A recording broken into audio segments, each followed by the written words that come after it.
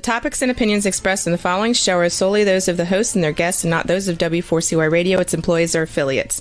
We make no recommendations or endorsements for radio show programs, services, or products mentioned on air or on our web. No liability, explicit or implied, shall be extended to W4CY Radio or its employees or affiliates. Any questions or comments should be directed to those show hosts. Thank you for choosing W4CY Radio.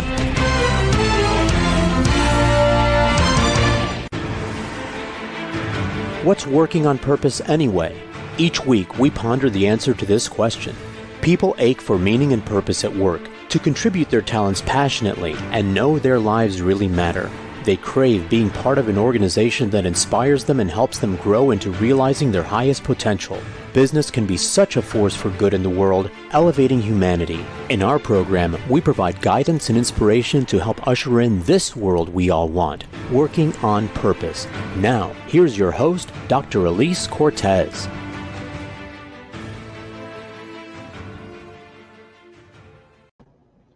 Hi there. Welcome back to the Working on Purpose program. Thanks for tuning in again this week. Great to have you. I'm your host, Dr. Elise Cortez, joining you live from Dallas, which is home base for me. If you don't know me yet, I'm a management consultant specializing in meaning and purpose, organizational logotherapist, inspirational speaker, social scientist, and author. My team and I help companies discover and articulate their purpose to thread it through culture and operations. We work with forward-thinking or forward-reaching organizations to develop inspirational leaders who create cultures where people actually want to come to work and do their best. And we provide programs like the Grab Your Gusto that enable individual team members to discover and unleash their passion and purpose at work to catalyze fulfillment, engagement, and productivity. You can learn more about us and how we can work together at elisecortez.com. With us today is Judy Winslow, the BOM, that is, Business Owner's Master Brandologist at Brightpoint Creative Solutions, a consultant, coach, trainer, speaker, and author. She provides brand strategy and leadership development. We'll be talking about how business owners and leaders can discover and express their own unique twist on the world to create vibrant cultures while increasing revenues. She joins us today from Sarasota, Florida. Judy, aka Jay, welcome to Working on Purpose. Thanks so much for having me. Thrilled to be here. Isn't it great to be on the other side of the mic with me? We have been talking about this show for a little while, and I've gotten to know you a little bit, and now we get to actually be over the mic together talking about it. So fun. I'm pretty sure we could talk for like a week. Yeah, nonstop, no sleeping, no eating. So let's get right into how we were talking before we got on air, is just really how our worlds have delightfully collided. So I am very intrigued by how the two worlds really correspond, yours and mine, because I've been a long-standing identity researcher, done a lot of research on that, and I'm fascinated with identity. And you, of course, are a business brandologist. So let's start this conversation by sharing your fascination with branding. Where did it begin? How did you understand its initiation, if you will? That's so funny. It's actually kind of an accident. Yes. Which probably won't surprise you, because I didn't really know anything about branding, and I wasn't per se interested. I am a failed hippie.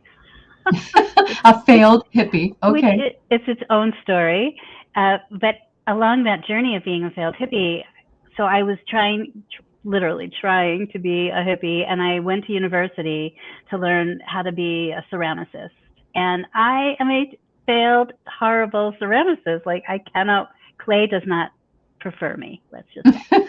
And so I was in university, and one of the things that was required was a fundamental course in design called Intro to Design. And I took that class as I have to, and I just was opened up. It was just this amazing realization of the power, because I came into branding through the visual door.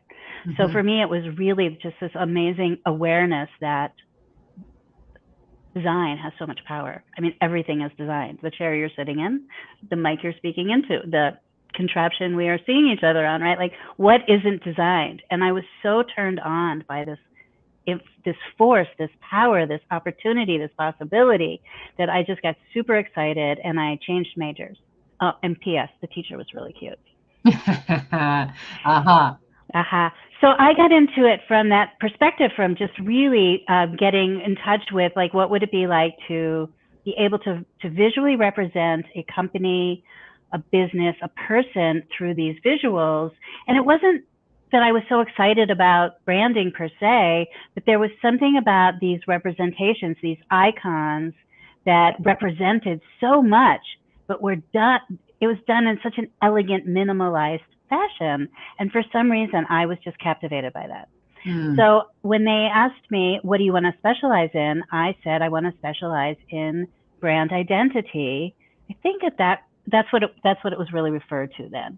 And the teacher said, you can't do that. Like, no one does that. I was like, what do you mean no one does? So I went home and I did some research. This is before we had Google, back in the olden times. And I did some research and I found this firm in the UK, which still exists today. And it's still a preeminent firm in this field. It's called Pentagram. And Pentagram rose to fame with brand identity packaging and signage and all the things that impact and influence how we navigate through our world from a visual perspective. And they're still quite amazing. So I went back to class and I said, well, these guys are doing it, so I'm doing it too. Like, you're not going to persuade me otherwise. And that just became my focus. And then after school, I just kind of kept moving in that direction.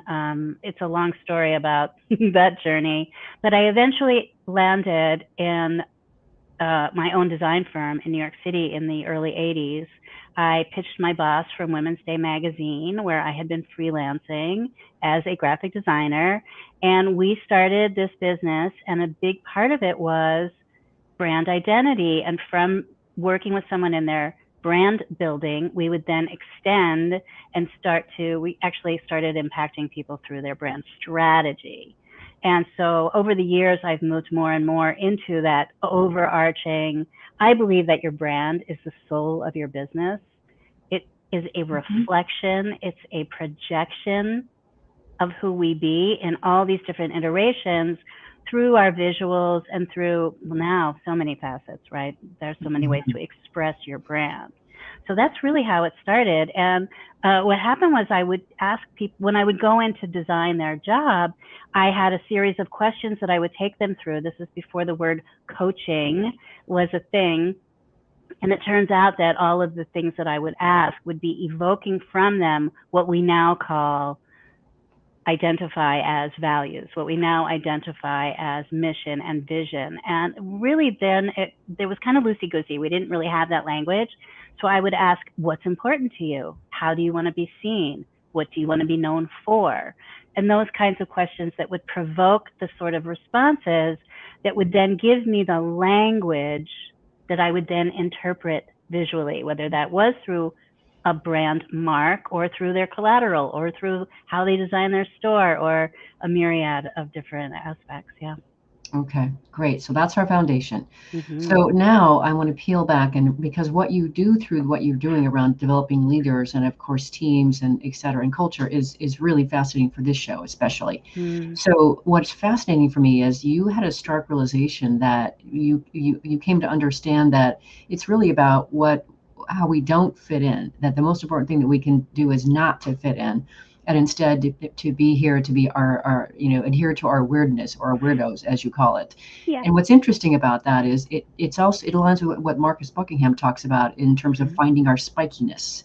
So say more about this thing of not fitting in. Why is that so important, and where did that come from? Oh gosh, well, I was that kid that didn't fit in. So this is very near and dear to me. And so I had a very tortured journey for many, many. And it wasn't until Oh, you're muted here, Jay. Did you hit a mute button? Huh. Well, I can see your lips moving, but I can't hear you.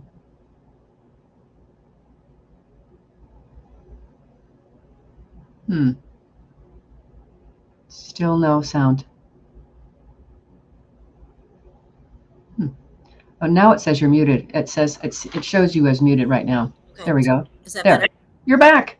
Okay, so you started saying, well worth the wait. You started saying that you were the kid that didn't fit in. So what's the story? Yeah, so I was the kid that didn't fit in, and I really didn't value that, of course, at all, because our culture is all about, and we'll talk about this, I'm sure, our culture is all about fitting in. So if you don't fit in, it can be terribly agonizing as a kid. It wasn't until I was sitting in a meeting with a lot of big muckety mucks way back when I first got to New York City. And I realized that, oh my gosh, I am here with this table of amazing humans to talk about the value of not fitting in. And it was really a smack my head moment of, holy cow, is this what that journey was all about? Yeah. To understand this value that we're not all meant to fit in. And that many times the people who feel like outcasts, forcing them to fit in is not the answer. It's really allowing us, myself included, to spread our wings and lean into what makes us different. And if you think about it, all the great businesses over history were the ones that dared to be different, the ones that dared to move away from the pack, the ones that dared to forge a new road. Mm-hmm. I hope, listeners and viewers, that you find that hopelessly inspiring, enticing, and invitational. I certainly do, and I completely stand with Jay on this whole matter here of figuring out just really your own way. And to that end, Judy, you do talk about the importance of not being a follower, but rather to find your own way. Say more about that. What do you mean by find your own way, and how can we do that? I just feel that we live in such a time of like the silver bullet solution, right? Yes. Just tell me how to do it. I'm going to go do it. Where's my silver bullet? Which, the whole matrix, which pill do I take? What do I do? Where do I go? And it's not that there's not a formula, because we all have our own formula. And one of the things that I love to share about is like the Chopped TV show, where you're given a basket of ingredients. We all have our own pantry. We all have our 26 minutes. Yeah. Our own ingredients. And so we get to design and create our own recipe for success. How we do that, there is a system for that, but it's really about being willing to peel back the layers of you and your business to reveal that path, not someone else's. Yeah. And so that reminds me, Jay, of I had a person reach out to me and say, I really want you to help me discover my purpose. Can you come talk to me? So I came down to this leader's office, and I'm not kidding. This is a young person, 29 years old. It has nothing to do with age. But he's like, so do you think we can get this handled by 10 o'clock this morning? And I'm like, no, we can't. But we can start. So it's also the important thing is there isn't really a timeline, and people get frustrated, right? Because they can't quite figure it out in the timeline that they want. It took me years. That's why I do what I do. So same thing with you. And in fact, I really also terribly align with your whole notion that every single business and person has a twist, which is how we actually begin to access our own recipe. So will you say a little bit more about the twist? You and your acronyms, I love them. I love a lot. I'm an acronym fool. So the twist stands for the way I see things, and we each see, like, we don't even see color the same way. Like, I'm looking at you, and there's a blue screen behind you, but I can't. What I'm seeing as blue is very likely not what you see as blue. That's why they created the PMS matching system, because when we're talking about red, we have to be sure, and then you give it to a printer or whoever, and we can't interpret red because we're going to then see a different color. We have to have a place where we can agree. When you paint your house, you don't just say, hey, mister, make it green. There's a zillion greens. We have to have a space where we can agree that even though we're seeing this differently, we are agreeing that this is the green I'm seeing and the green you're seeing. That's what we're putting on my home. It's the same with ourselves, right? We have to find this place where we have our own recipe, and we don't, because if we take someone else's recipe, if somebody else says, which people do all the time, say, oh, I'll show you how to do it because I did it. Well, that's great. That may or may not work. Why? They're not you. They haven't had the same story as you. They don't emit the same energy, right? We're now finally validating frequency and energy. So unless you are mimicking exactly those same circumstances, that same energy, that same backstory, then how can you expect? It's just like with a pie. You're not going to get, even the oven temperature will dictate the outcome.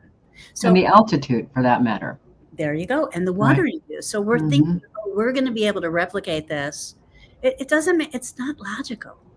Right. And think about this, ladies and gentlemen. You really are incredibly unique. That what's the chances that your two parents came together when they did, and that one sperm found the one egg, what's the chances, right? So your uniqueness is to be celebrated. And I love what you say, Jay. You say revealing your uniqueness is your life's work. I love that. That's what we're here to lean into. So rather than pushing it away and resisting it and pretending that that's not the case, what if we flipped that around and we acknowledged that we are unique beings, that we are here for a unique purpose, and that our life's work and our life's journey is to just play with that and be curious and lean into it and see what that gift is inside. What is that present? What is the presence that you will bring to your present? Oh, that's beautiful. And that is a great way to take us into our first break, Judy. This is amazing. I'm your host, Dr. Elise Cortez. We're on the air with Judy Winslow, the bomb, that is the business owner's master brandologist at Brightpoint Creative Solutions. We've been talking a bit about how she got into the business of being a brandologist and her unique take on the matter, her unique twist on the matter. Stay with us. We'll be right back.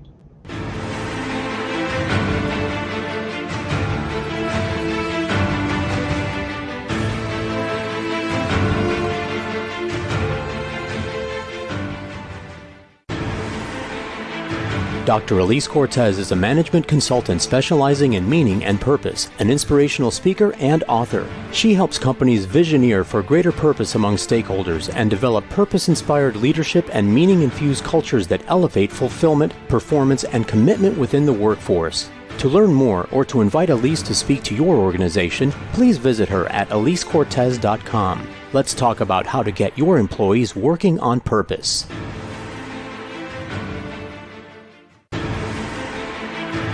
This is Working on Purpose with Dr. Elise Cortez. To reach our program today or to open a conversation with Elise, send an email to Elise, A-L-I-S-E, at elisecortez.com. Now, back to Working on Purpose.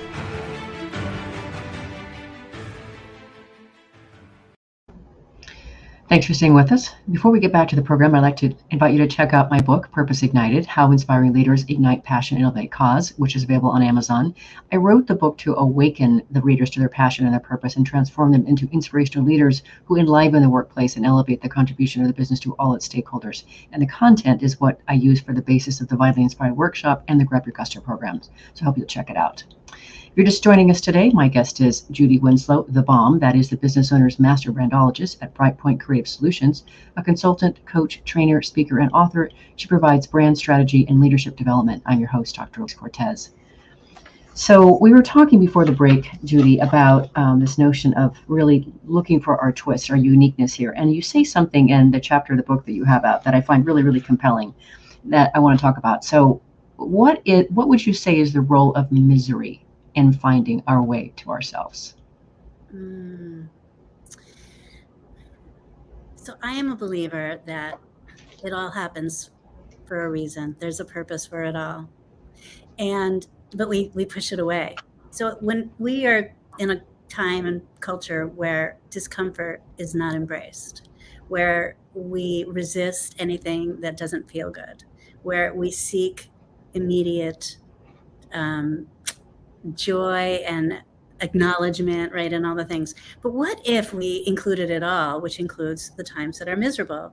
And for myself, as I mentioned earlier, had I not gone through this challenging time as a kid, if I had been popular and included and all the things, wasn't like that outside weirdo, then perhaps, well, definitely, I would be a different person. Sure.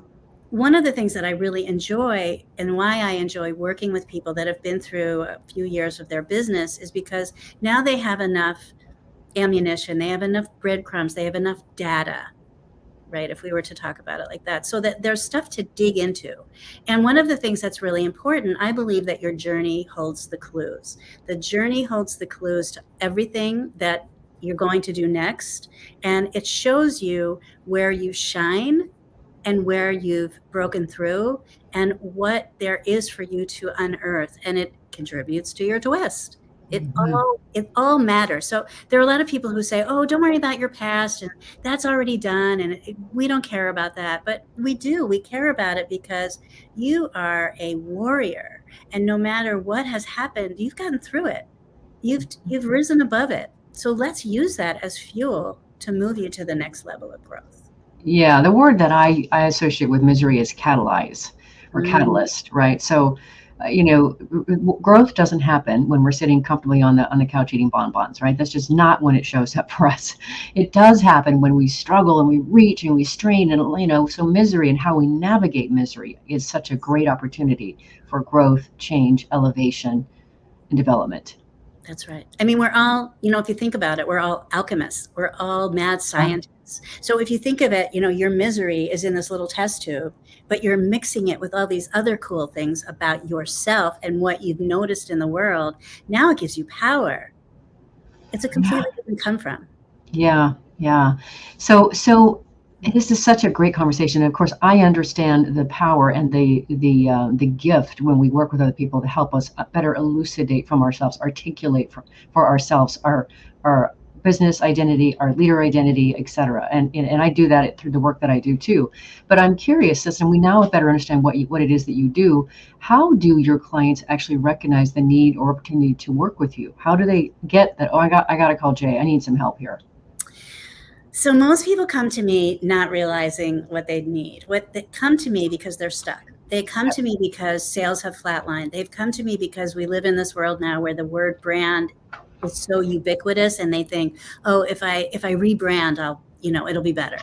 And so a lot of people that come to me, they don't understand really what they're coming to me for. And I think I probably need to work on that.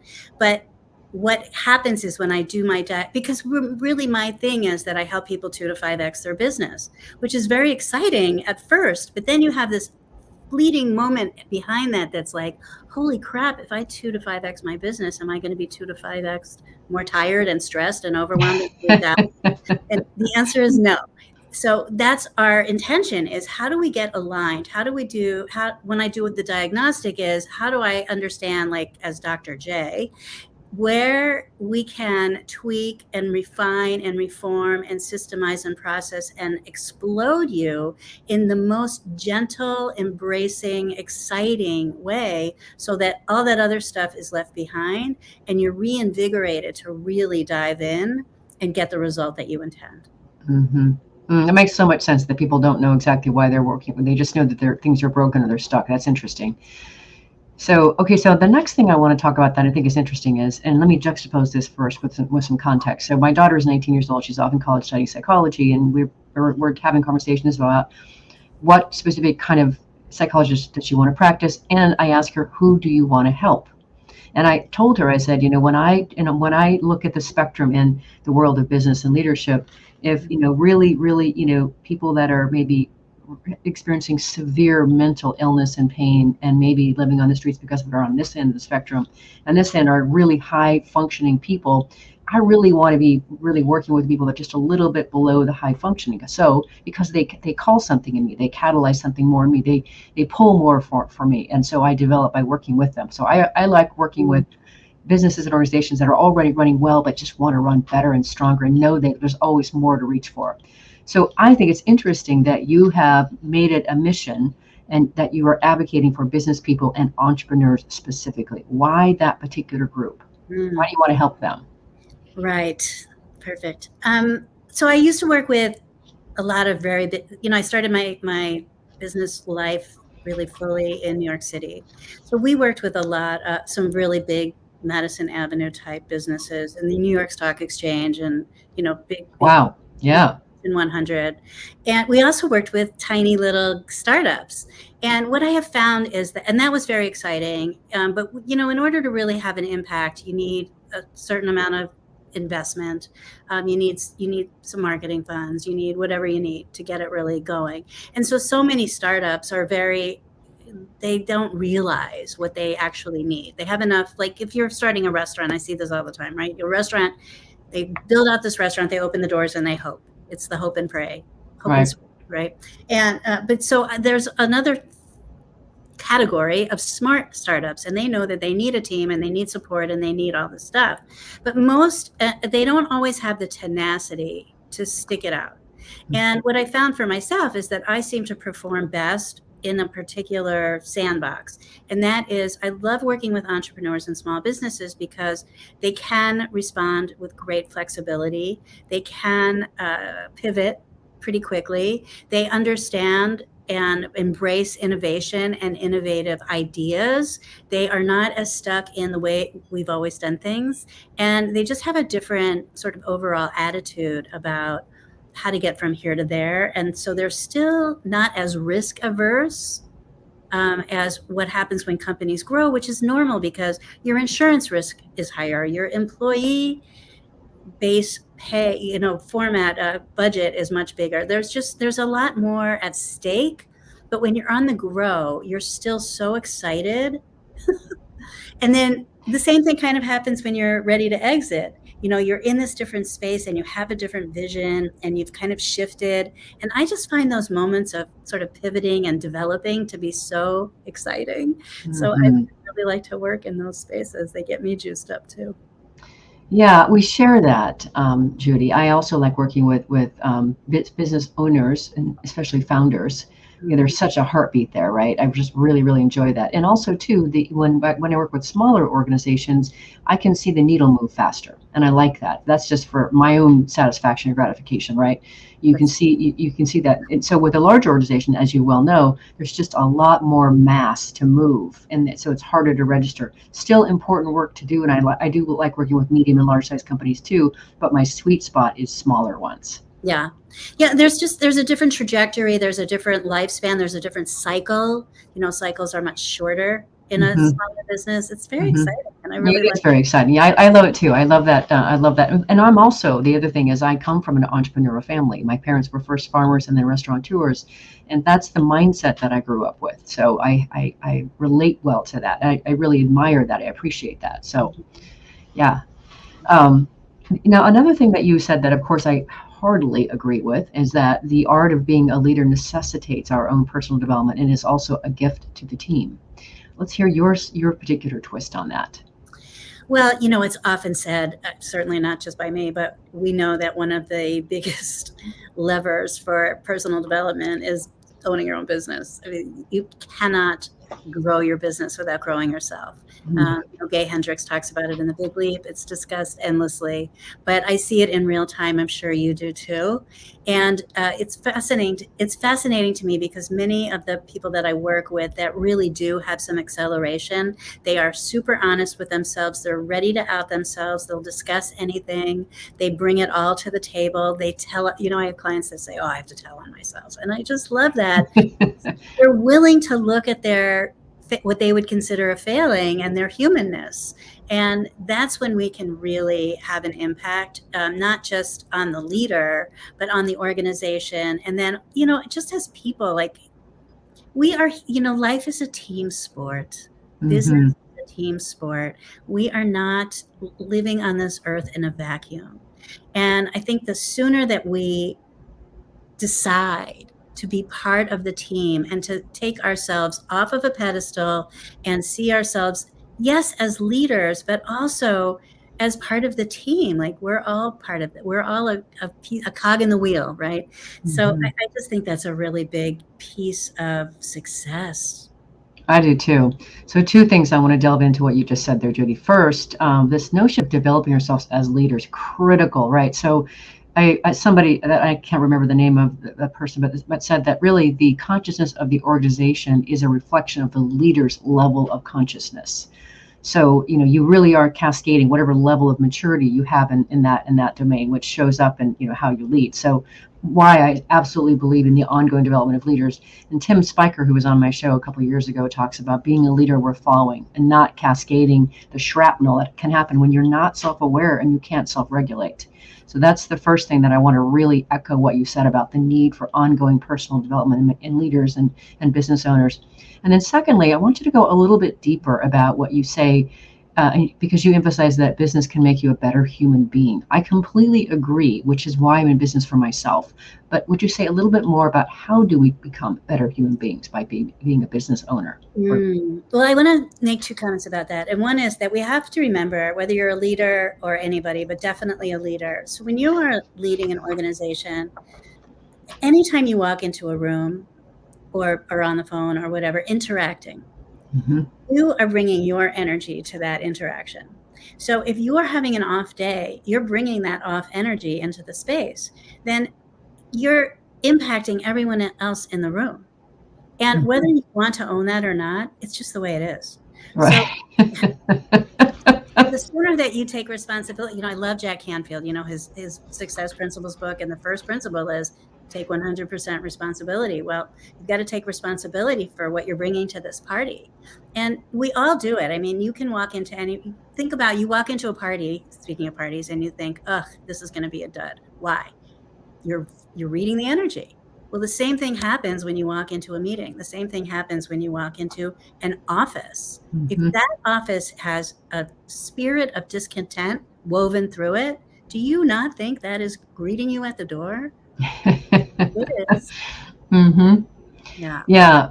Well said, Judy. It's so important to recognize that. And I know for me, I mean, I have gotten into business. I've been on my own since 2003. I did a slight stint for a company for a couple of years, but the whole thing is, for me, just as you're saying, it is a journey to help realize and uncover my potential by constantly, facing these new challenges of growing it, of scaling it, of creating the IP and everything else that's come along the way. It really has catalyzed my own ongoing development. So I completely believe and adhere to what you're saying. Right. And then there's a part 2 to that, because this is the part I really love.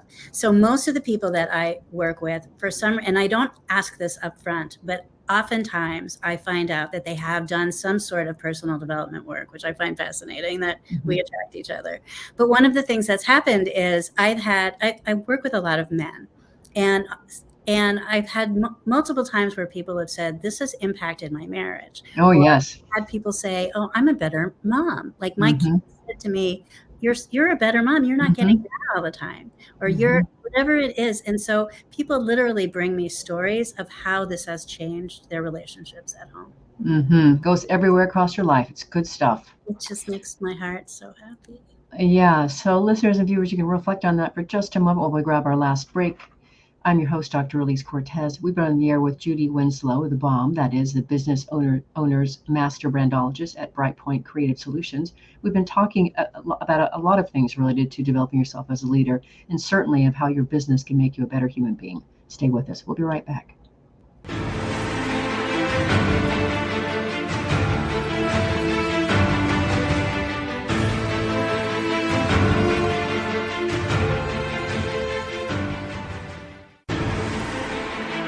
Dr. Elise Cortez is a management consultant specializing in meaning and purpose, an inspirational speaker and author. She helps companies visioneer for greater purpose among stakeholders and develop purpose-inspired leadership and meaning-infused cultures that elevate fulfillment, performance, and commitment within the workforce. To learn more or to invite Elise to speak to your organization, please visit her at elisecortez.com. Let's talk about how to get your employees working on purpose.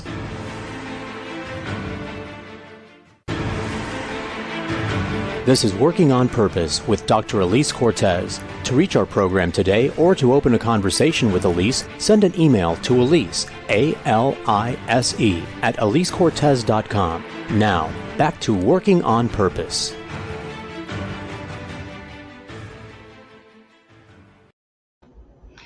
Thanks for staying with us, and welcome back to Working on Purpose. One other bit of news that I want to share with you is last August 2021, I did release an anthology of stories that I've been working on for a couple of years. It's called Passionately Striving and Why, an anthology of women who persevere mightily to live their purpose. And what I did was I literally scoured the planet, the globe, to find different women from different cultures and ideologies and religions, etc., to share their path of discovering their purpose and how they're now serving from it today. So it's meant to give you an idea and help you find your own path to your own purpose and encourage and inspire you to pursue it as well. So I hope you check it out.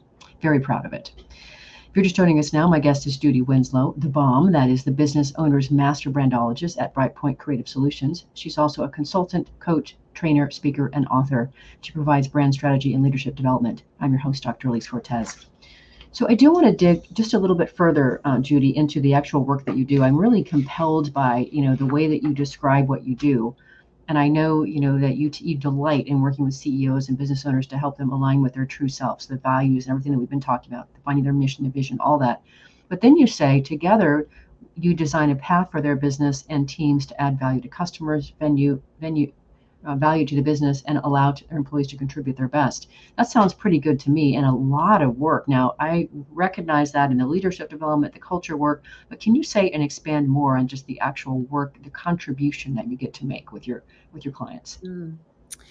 Well, it kind of ties together everything that we've been speaking about so far. So when we are aware of all of these different, I call them, they're different puzzle pieces, right? It's like a puzzle. So when we get a puzzle, we've got all these random pieces in a box, but we have the box top with the photo. Mm-hmm. And we know that that's what we're going for. Yeah. So that's what we do. We kind of construct that box top, and then we reverse engineer to see, okay, how are we going to get there?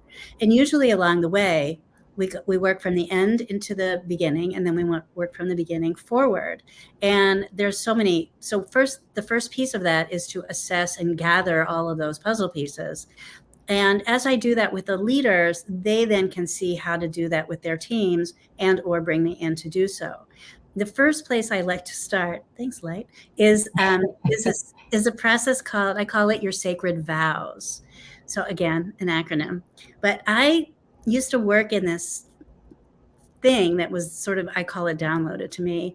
And I used to call it a SWAV because it was like a SWAT, only different. And what I realized one day, I was at this, I was at a business retreat at Miraval of all places. And I went to get a massage. It was like one of the best massages I've ever had. And I was determined not to think about work while I was on the table. I really wanted to relax.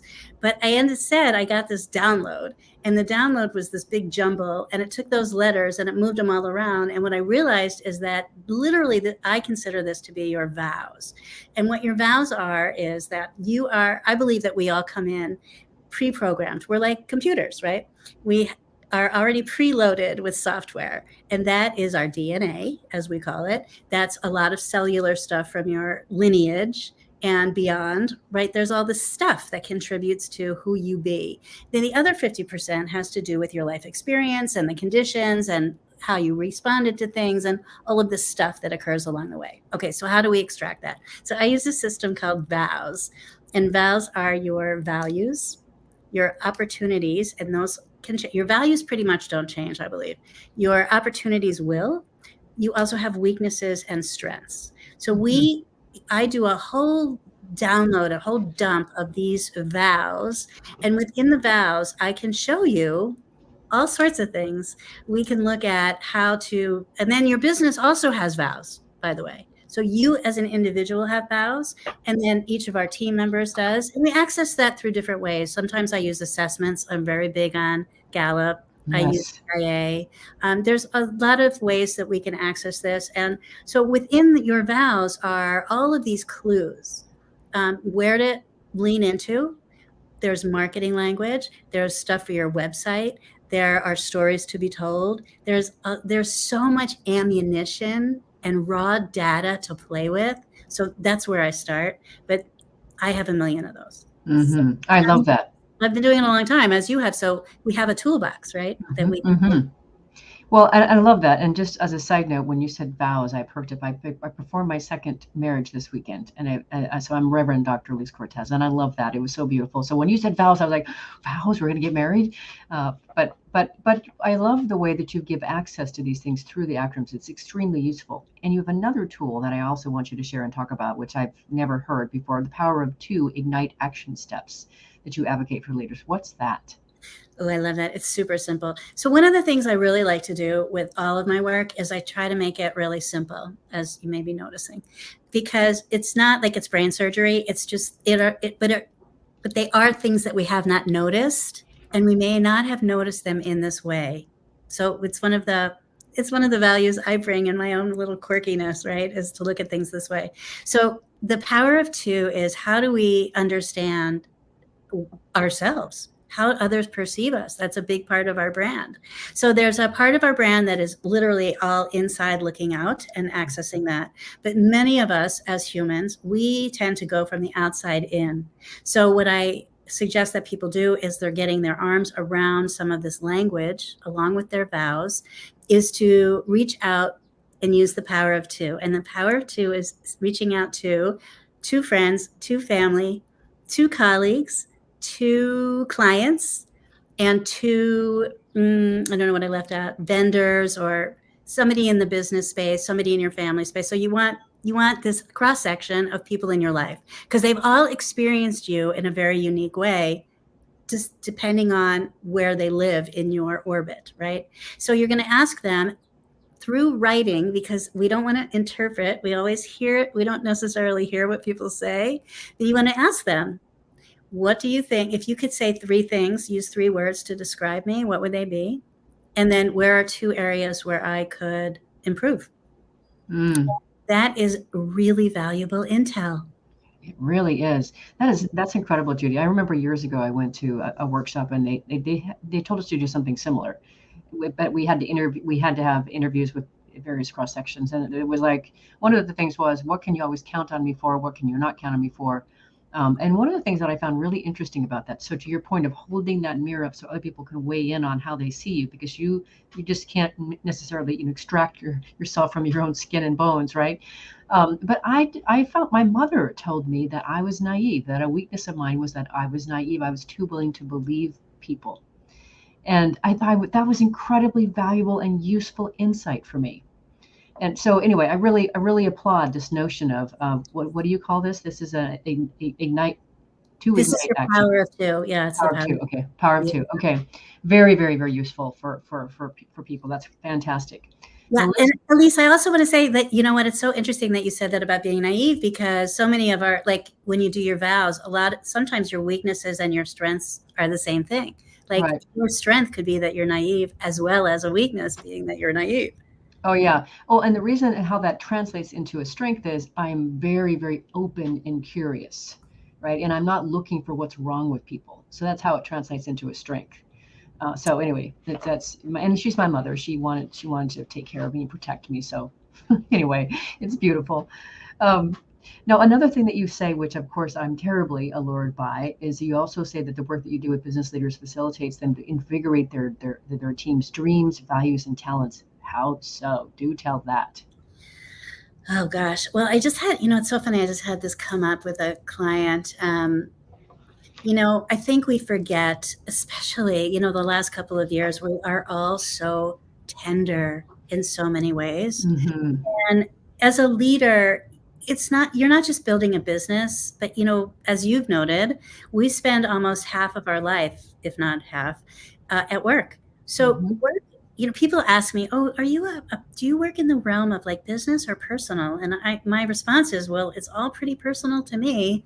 I don't know how it lands for you, but so as a leader, this is our little family, our little tribe, our little troop, and we're responsible for them. So when you are now bringing your icky energy, like let's say you're super overtired, as these guys were, they had something occur, everyone was working like 24/7, they had to work the weekend, somebody got sick, and it was just spiraling down. And my leader was getting really annoyed. He's like, I just want these guys to do their work. And I said, everybody's tired.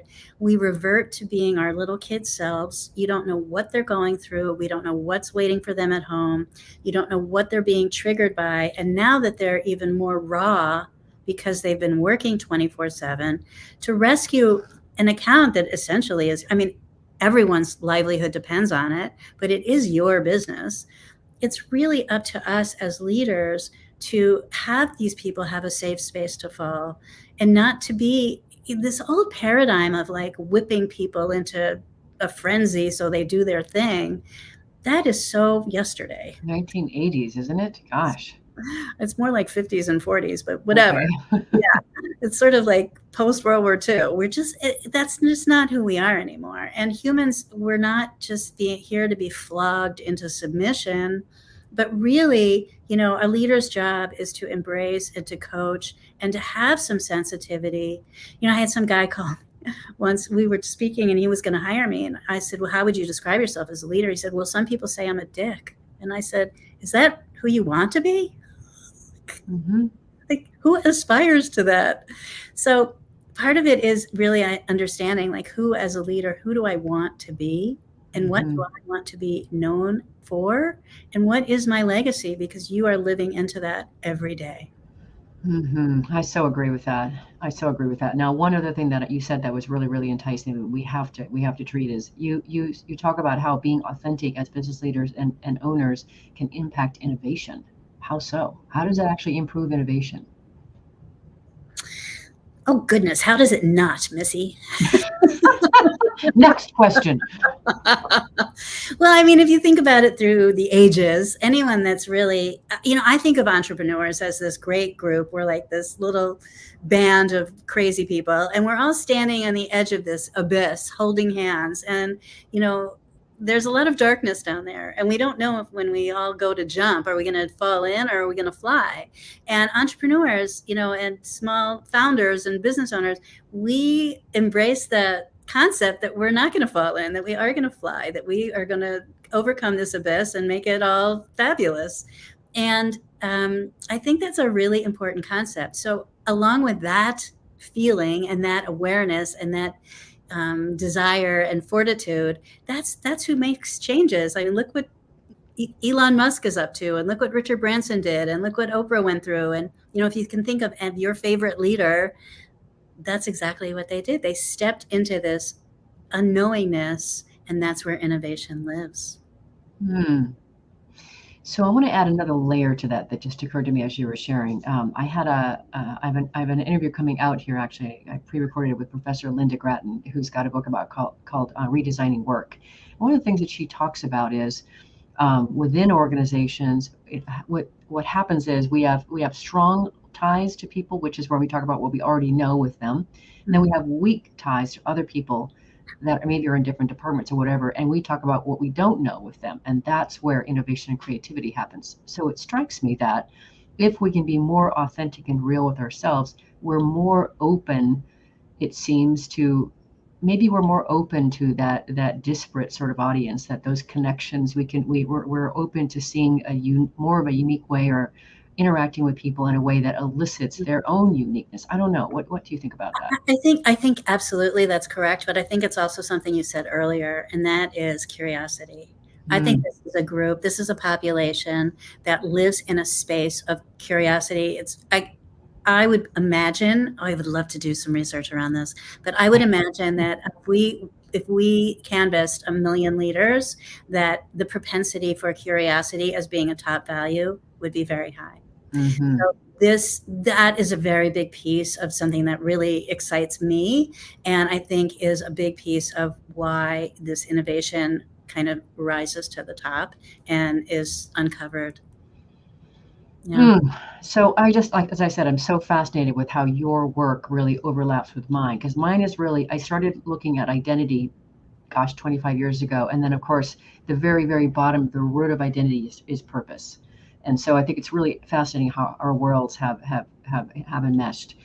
The show is listened to by people across the world that are interested in trying to create workplaces where people actually want to come to work and do their best. We create inspirational leaders that lead them to their greatness. When we do business that betters the world, what would you like to leave the listeners and viewers with? Yeah, I just really want to encourage everyone who's listening and anyone that you touch to really to foster this in others, to be a space where people can show up as their true selves and know that their contributions matter as does yours, and that by having the audacity to be yourself, to be authentic, is really the biggest gift that not only can you give yourself, but give the world. That is a gorgeous way to finish, Jay Winslow. Oh my gosh, the audacity to be yourself. Yes, please, and thank you. So glad the world somehow brought us together. I'm thrilled to know you and have you in my world, Judy. I look forward to other ways that we can be together, collaborate, etc. Thank you for being on Working on Purpose. Thank you so much. I'm so glad to meet you. Listeners and viewers, if you want to learn more about Judy Winslow, her work, or her book, start by visiting unforgettableBrands.com.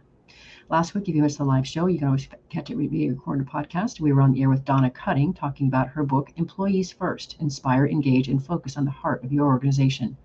Next, we'll be on the air with Dr. Linda Grattan talking about her new book, Redesigning Work, how to transform your organization and make hybrid work for everyone. See you there. Remember that work is at least a third of our life, so let's work on purpose.